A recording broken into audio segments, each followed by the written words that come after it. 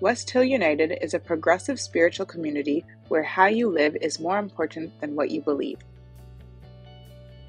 West Hill United is a people, a place, an idea. We are a community living out of a progressive faith, striving to make a positive difference in our own lives, the lives of others, and the world. Join us Sundays at 10:30 a.m. or connect with us at any time. Greetings, everyone, and welcome to another Sunday gathering at West Hill United Church in Toronto. Whether you're a regular or a newcomer, whether you're in person in the Toronto Hall or zooming in online, you are very welcome.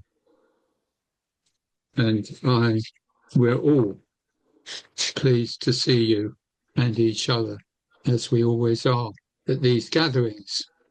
As you may have heard in Scott's playing just now, something, I think it's called Christmas, is on the way before very long. And so for me, that's a good enough excuse for me, before we go any further, to sing a carol. So here is my version of a two-verse version of Good King Wenceslas, which I've titled The West Hill Wenceslas.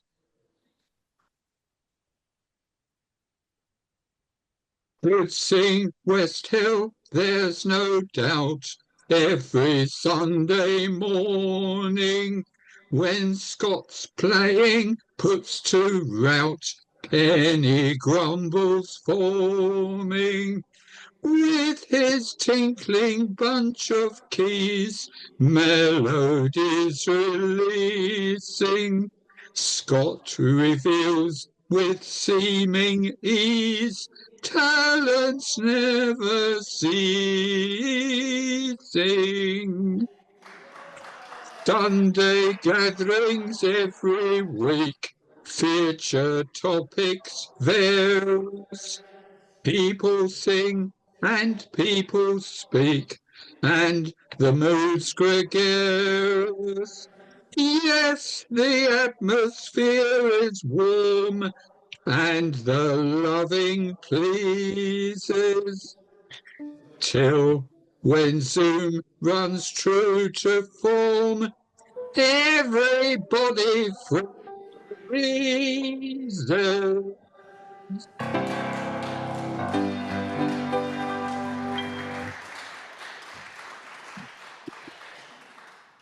Thank you. More serious matters now, as we have week 6 of our land acknowledgement. The phrase "we are treaty people" means that people, both Indigenous and non-Indigenous, have a shared responsibility and a shared benefit from the treaties signed between Indigenous peoples and governments. While the phrase emphasises the importance of these treaties in shaping society, it also acknowledges, sorry,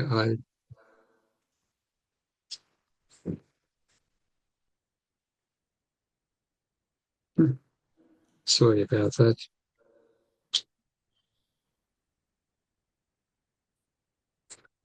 Oh, that's very odd.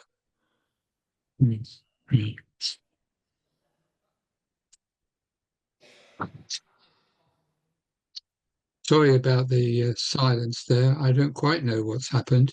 I do know that you are invited to please join me in this responsive reading, which will be shown on your screens. West Hill United is located in Treaty 20 and in the area of the Williams Treaties of 1923. These are the lands of the Mississaugas of the Credit First Nation and were previously occupied by the Seneca and Huron-Wendat First Nations. Now all together, as treaty people, we now share in the responsibility to care for these lands for the next generations to enjoy. This place is and will continue to be home to Indigenous peoples as long as the sun shines, the grass grows, and the rivers flow. We are grateful for the opportunity to live, work, and gather in community here. And we thank all the generations of people who have taken care of the land for thousands of years. Together, we acknowledge the historical and ongoing injustices that First Nations, Métis, and Inuit peoples endure in Canada. We accept responsibility to contribute toward revealing and correcting miseducation, as well as renewing respectful relationships with Indigenous communities. Amen. So be it. At the end of the readings, the reader customarily adds the phrase, offered as wisdom for the journey. And we invite you to respond with the phrase, may we walk in its light. This is just a suggestion, nothing compulsory. So, the first reading is a quote from Frans de Waal, a primatologist.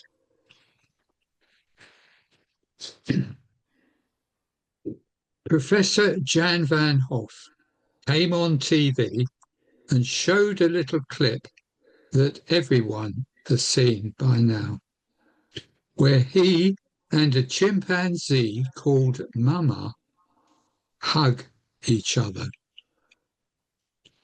Many people cried and wrote to us to say that they were very influenced by what they saw. The truth is, Mama was simply showing perfectly normal chimpanzee behavior. It was a very touching moment, obviously, but for those familiar with chimps, there was nothing surprising about the behavior. And so I wrote this book partly because I noticed that people did not know how human-like the expressions of the apes are. Embracing and hugging and calming someone down and having a big smile on your face, they're all common behaviors seen in primates, and they are not unique to humans. And the second reading is from Dr. Mark Reimers, who is our speaker today. He's a neuroscientist and humanist, and he writes as follows. Human relationships are deeply rooted in our evolutionary history. Animals have many of the emotional capacities needed for relationships. Many animals maintain alliances for years, and some engage in caring friendships. Over the past few million years, our human brains and minds have been strongly shaped by our ancestors' increasing interdependence. We need each other in ways that most animals do not, and thus we care about how others feel about us more than most animals. If we are to grow towards a healthy and just society, we must understand that we are not isolated beings, isolated islands, but connected in subtle but powerful ways, offered as wisdom for the journey. May we May we walk walk in its in its light. light. Our speaker this morning is a regular West Hill United guest, and he's also our very good friend, Dr. Mark Reimers. Mark works at Michigan State University to uncover how dynamic brain activity gives rise to thoughts and feelings. Mark, he has also worked at the US National Institutes of Health, the Karolinska Institute in Stockholm, and the Virginia Institute for Psychiatric and Behavioral Genetics. Mark was the leader of the Richmond Humanists in Virginia for 5 years and now leads the UU Forum in Lansing and speaks frequently at humanist and science outreach events in Michigan.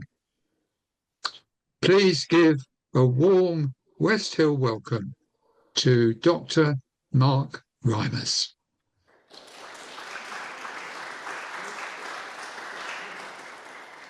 Thank you, Chris, and thank you, everyone. I'm glad to be back and look forward to your thoughts and questions about this engaging and still mysterious topic. So I will share screen and show you a few pictures.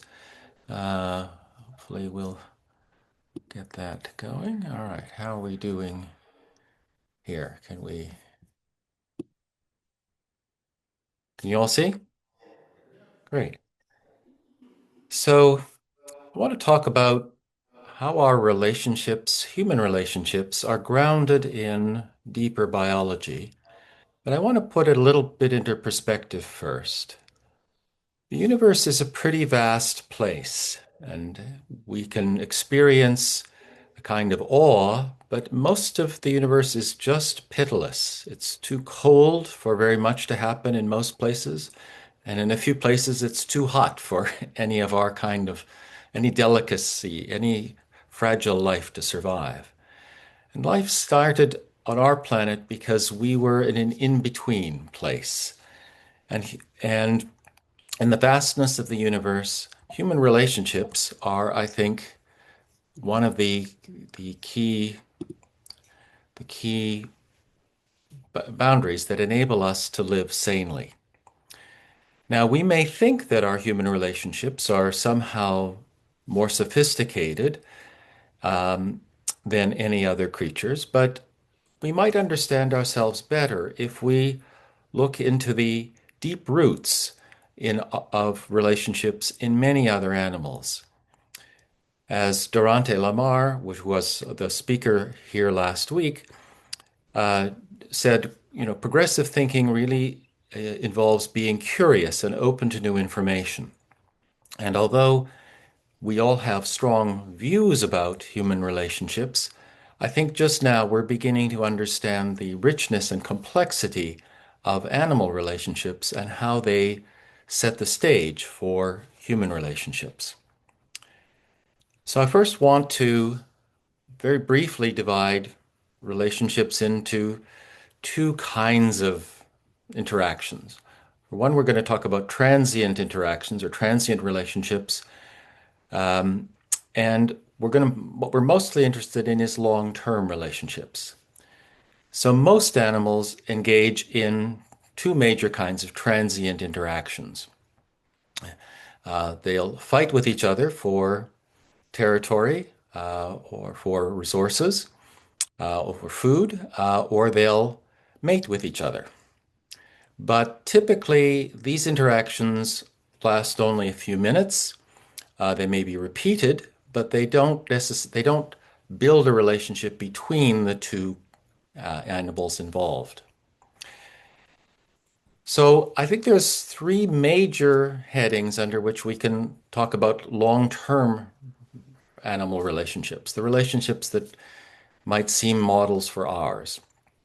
And those are parenting, alliances between animals, and friendships. And I'm going to distinguish what I mean by alliances versus friendships. But we need to understand what kinds of emotions can give rise to the kind of friendships and mutual understanding and the feelings that are important, particularly for parenting. And one of those feelings is empathy. So we need to be able to experience empathy in order to form relationships. And I'd like to point out that even animals we think of as bywords for treachery, like rats, also experience empathy. So here's, I'm going to show four stills from an experiment where we have in a small rat room, we have a rat that's enclosed in a plexiglass cylinder, and that's to the right here. So you can just barely see the rat trapped inside. And then the experimenters introduce into this room another rat who may or may not know this rat personally, but the rat on the left is coming into the room and hears the rat in the tube squeaking in distress. We can't necessarily hear those because they're very high pitched, but other rats can hear them. And so what typically happens in these experiments is that the free rat is feeling very motivated by the other rat's distress and spends several minutes sort of poking around the cylinder and the trap, looking for some way to alleviate the distress of the rat who's trapped inside. And experimenters have tried to find out, well, how strongly motivated is this rat? And so they'll put little chocolate pieces off to the side. And generally speaking, with a few exceptions, but generally speaking, the rat on the outside will ignore the chocolate until his friend is freed, suggesting fairly strong motivation. So they may communicate and we don't know what they're saying actually, although we may know in a few years because now we're using artificial intelligence to interpret a lot of these animal cries. So we may know in a couple of years what they're saying to each other or how they're communicating, but they do communicate. And at some point, the outside rat discovers that there's a sort of a switch that can be flipped with its nose and opens it up, and the door latch is unlocked, and the other rat can come out. So even an animal that we think of as embodying everything we dislike about animals is capable of both empathy, but also strong, persistent motivation to help a fellow creature. So I want to say that is an example that shows how widespread empathy can be. Now, one place that you really need empathy, as I think many of you know, is when you're parenting. If you're taking care of, in this case, four youngsters who are rambunctious and may do lots of things you don't like or that are inconvenient or annoying, you need to be able to understand what they're likely to do, but you also need to understand what they need because they can't talk to you. They can't tell you what they need, or at least not very explicitly or in much detail. All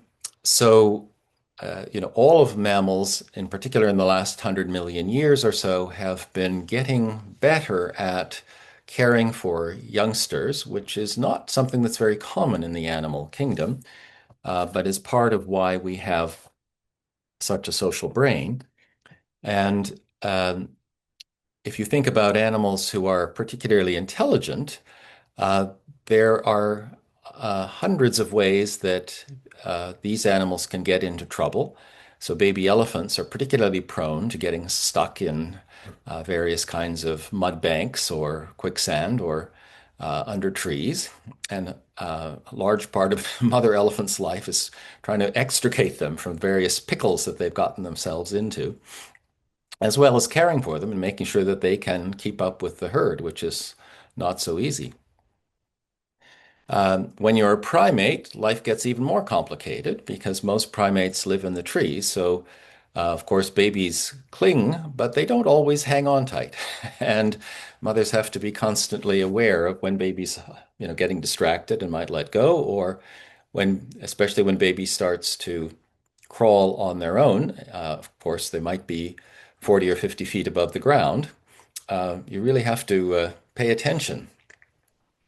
And it's not only the physical dangers that mothers have to watch out for.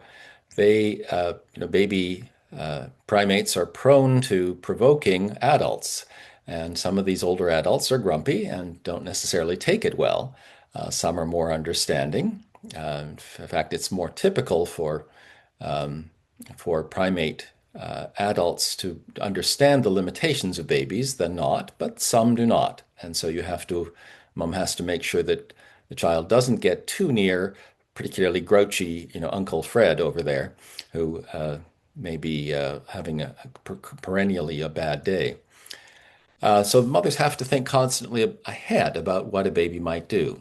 So this experience of parenting has really changed the brains of mammals, and in particular, a lot of where uh, sort of the circuitry that drives a mammalian parent is located is in the what we call the medial aspects or the midline of the brain.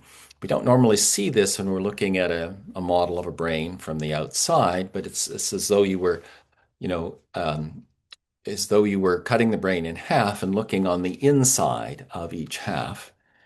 So these areas along the middle, we call the medial areas, and they're particularly important for social relationships.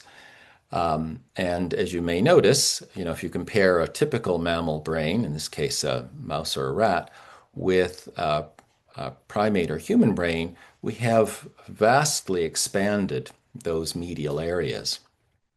So that kind of long social parenting practice has really forced us to, or at least our mammalian lineage, to invest more in these kinds of social brain areas. Now, parenting is not the only kind of familial interaction. Some of you may have seen Meerkat Manor. If you haven't, I really recommend it. It's a sort of soap opera of the daily life in a large extended meerkat family in the Kalahari Desert. It's easily as good as Dallas. I really can recommend it.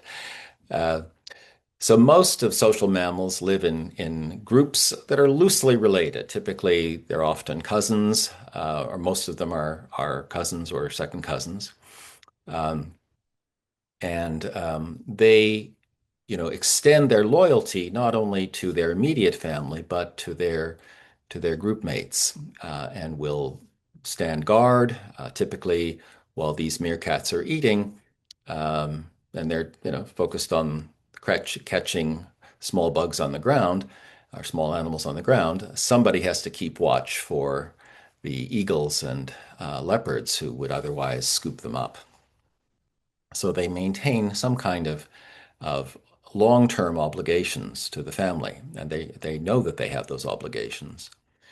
Um, Elephant society is also organized around loose kin relationships, although they're uh, mostly organized around the women. So typically these will be sisters and female cousins in a herd. The adult males will go off and form their own bachelor groups mostly. but they have, in many cases, have known each other for 30 or 40 years and have known each other's strengths and weaknesses, and they gradually coalesce around one matriarch whom they find most knowledgeable and most trustworthy. So we certainly see a lot of extended family groups. What's fairly new in evolution is friendships, where unrelated individuals choose to spend time together and support each other. And what's really remarkable is that much of the same, cortical machinery, the same circuitry in our brains that's used for parental interactions gets repurposed for these very close, intimate friendships. So we can find, chimpanzees or monkeys who will support each other and treat each other as if they were family. So I think there's deep roots to the components of human relationships, and that's to many people's surprise has shaped even the structure of our brains. And part of that's because in the last 1 or 2 or 3 million years, we're not entirely sure about the exact times, but we have gone from being, a species where everybody looks out for themselves to a species that's predicated on sharing. You may not think of it looking around at society right now, but for millions of years, the only way human beings could live was by specializing and sharing the results of their labors. And typically, because we adopted scavenging and then hunting a few million years ago, animal prey comes in large packages, but comes rarely, comes infrequently. It's hard to catch animals who don't want to be caught, and so it's likely that any particular hunter would go for months without catching an animal, despite many pursuits. But the other, perhaps another person in the band might catch an animal, and then they would share meat with the expectation that that would be reciprocated in a few, in perhaps the next month, so that we've had sharing and reciprocity sort of baked into our brains for a very long time. Something else that you might not have thought about is I think many of you have been camping and you've slept on the ground in tents. Before there were tents, what if you're sleeping on the ground, let's say in the African savannah? Have any of you ever done that? I've not, but I gather that it's quite a dangerous occupation because there, of course, are leopards and snakes and hyenas who are out for a quick bite, and human beings are just about the right size, and they don't have scales or fur. They're a very tasty morsel. So if you're going to sleep on the ground, as apparently our ancestors have been for at least 1 million years, somebody has to stay up and keep watch. And that is a kind of group loyalty that you don't find among very many other animals, but seems to have been vital for the evolution of human beings. And so those necessities have shaped our brains even further than most other primates. So here I'm looking at, again, the medial view, medial parts of a chimpanzee brain on the left and a human brain on the right. And you can see an area circled in yellow, and those are what we anatomically call ventromedial prefrontal cortex. But functionally, those are the areas that are really active if you are in love, or if you are feeling particular attachment to somebody. or if you're feeling a test of loyalty, or if you feel guilty, if you feel you've let down the people you love. Though that area is very, very active. And as you can see, all of the areas of the human brain have grown, are a little bigger than the corresponding areas in a chimp brain. But these ventromedial areas have grown especially much, and seem to be much more prominent in a human brain than in another brain, than a chimpanzee brain.